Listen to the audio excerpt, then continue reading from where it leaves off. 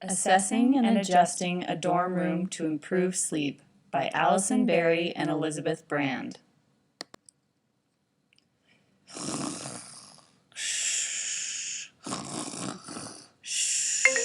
Liz, I'm trying to sleep.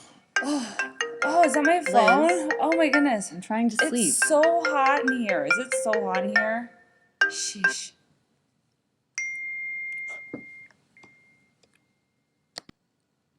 Since we have all likely spent some time in a university dorm room at some point, we can appreciate the humor and seriousness of that and how much our environment affects the way we sleep.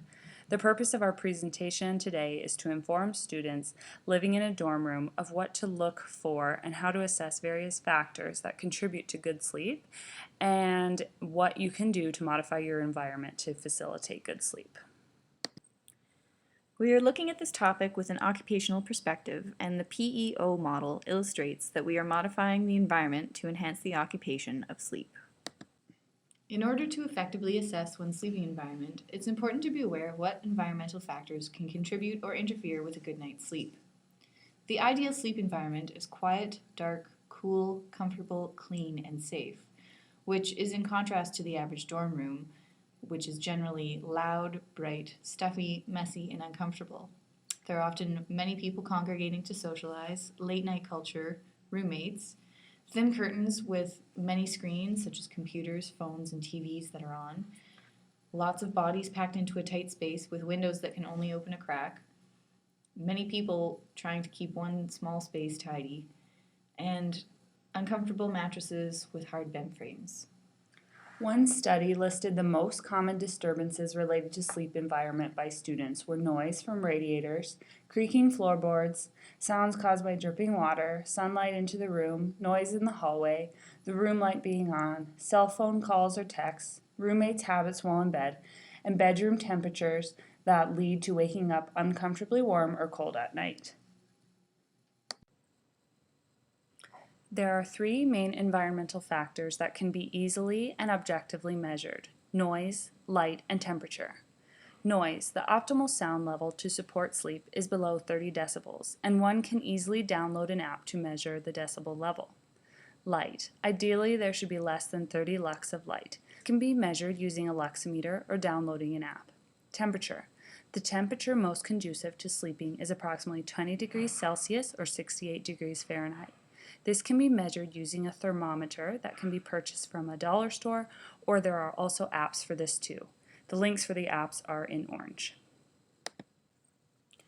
In the next couple of slides, we will focus on how to change your dormitory environment according to the factors we've just assessed. We've provided you with a number of ideas or solutions for each contributing environmental factor.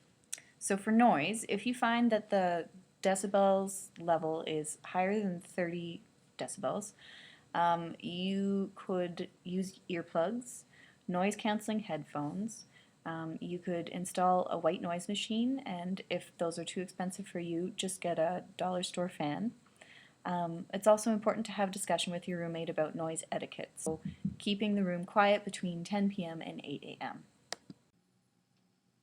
If you find that there's too much light in your dorm room, a few simple ways to fix this are to install blackout curtains, shutting off all of your electronics, including your TVs, phones, and computers, wearing an eye mask, putting a towel under the door if there's a lot of light coming in from the hall, and again having a conversation with your roommate about light and dark times. For example, having lights out between 10 and 7 a.m.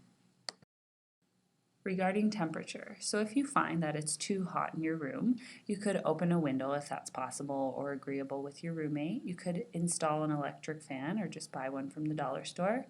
If you're finding that you're too cold, you could wear extra layers. In the same sense, if you're too hot, put on a shorts and a t-shirt. You could also have the same conversation with your roommate about a conducive temperature agreement between you two.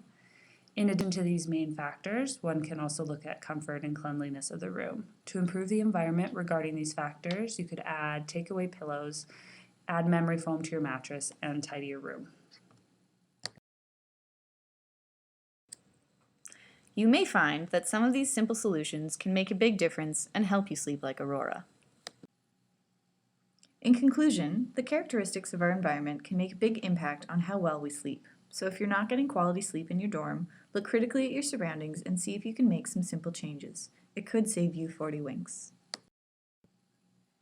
Here are a few additional resources. If you have time or are curious, go ahead and check out the links posted there. Here's a list of all our references used for the presentation. Thanks for listening and sleep well.